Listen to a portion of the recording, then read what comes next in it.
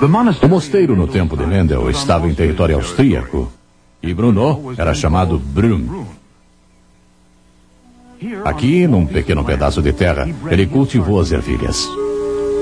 9 anos depois, em 1865, ele divulgou sua empolgante descoberta triunfantemente.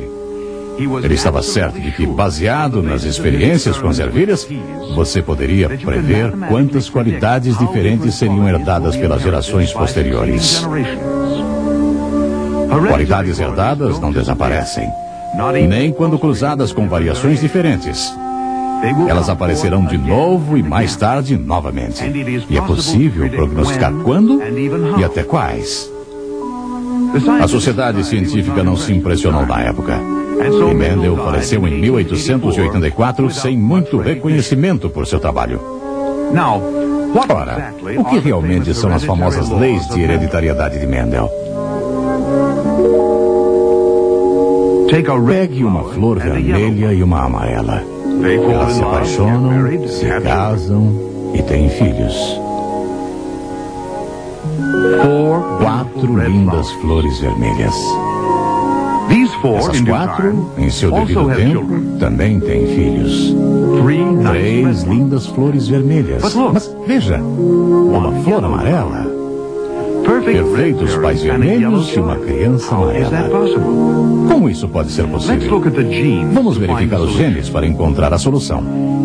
Cada um dos avós vermelhos e amarelos tem genes da mesma cor. Seus filhos herdaram o gene de cada pai, portanto possuem um vermelho e um amarelo.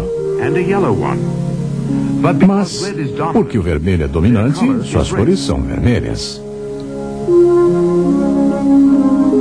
A história continua. Esses também têm seus filhos.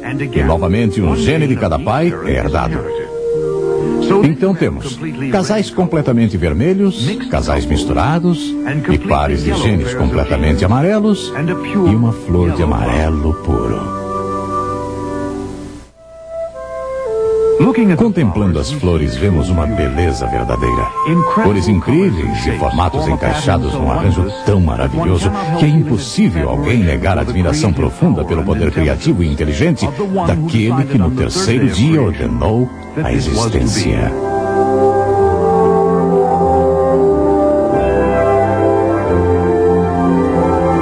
E Deus disse: produza a terra, relva, ervas, que deem semente, e árvores frutíferas que deem frutos segundo o seu gênero, e cuja semente esteja nele sobre a terra. E assim se fez. E viu Deus que isso era bom. Ora, o que vem a ser um gênero? Na vida, encontramos vários gêneros de espécies. Portanto, vamos mudar a questão para o que uma espécie vem a ser, pode ser bem complicado. Os especialistas chamam de espécie num grupo ou pool de genes interreprodutores. O que querem dizer com isso é que cada gênero ou espécie tem uma cópia de projeto para seu tipo básico. Existe o gênero canino, que tem um tipo básico específico da sua cópia de projeto. Existe o coiote, que pertence a ele, existe o lobo, existe o São Bernardo, o pequinês, o salsicha e todas as variedades de cachorro que temos. Ora, eles são diferentes uns dos outros, mas eles se cruzam um com o outro e, portanto, eles pertencem ao mesmo gênero ou mesmo pool de genes interreprodutores. Se as diferenças físicas não forem grandes demais, você pode pegar um São Bernardo e cruzá-lo com um pequinês. Ora, o gênero felídeo é semelhante. Para todos eles, tem uma forma básica da cópia de projeto de DNA tão semelhante que as muitas variedades de gatos, de acordo com as circunstâncias, se cruzam uma com a outra, pois suas moléculas DNA combinam ou se adaptam a combinar uma com a outra. Ora, se esse é o caso, então temos uma espécie.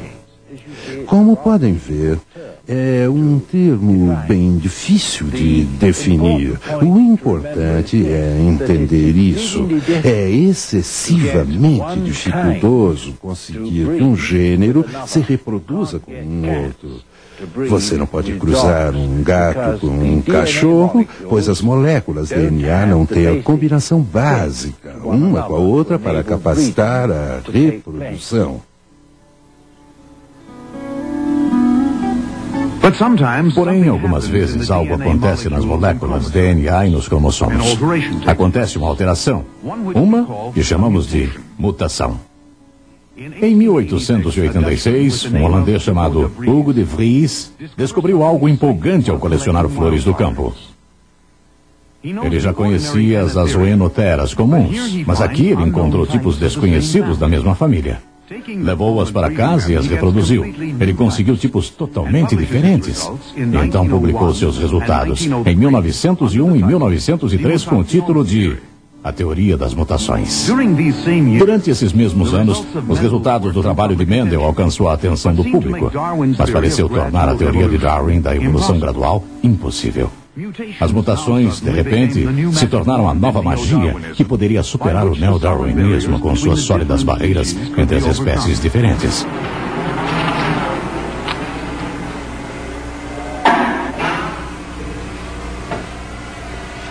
Ora, por que ocorre uma mutação? Uma das respostas é radiação. Aqui, por exemplo, usando raios-x, novos tipos de violetas africanas são reproduzidas por mutações deliberadas. Essas mutações, induzidas pela radiação e outros fatores, podem ocorrer tanto nas plantas como nos animais. Mas o que uma mutação realmente faz, mesmo quando elas parecem tão bonitas como essas aqui? Será que elas aperfeiçoam o gênero ou a espécie?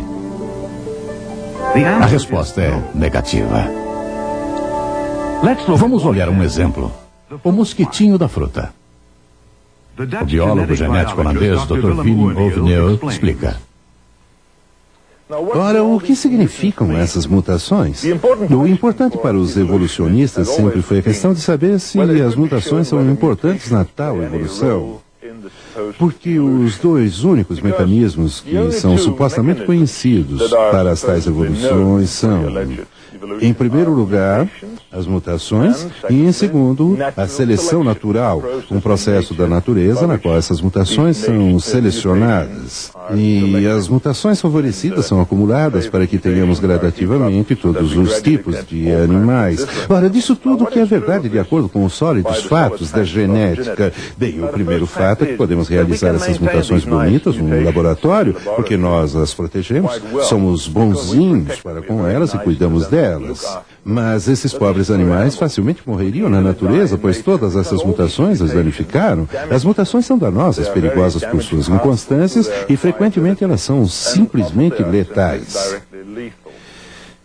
Portanto, as mutações causam danos. Elas são muito interessantes para nós, porque por meio dessas mutações podemos estudar muitas das leis da genética nos animais, mas elas são fora do normal e causam danos aos animais. As mutações na natureza, na verdade, causam danos e enfraquecem as espécies. Nos dias de hoje, de bombas atômicas e usinas nucleares, nós temos medo, com razão, de radiações e das terríveis mutações consequentes, como as deformações.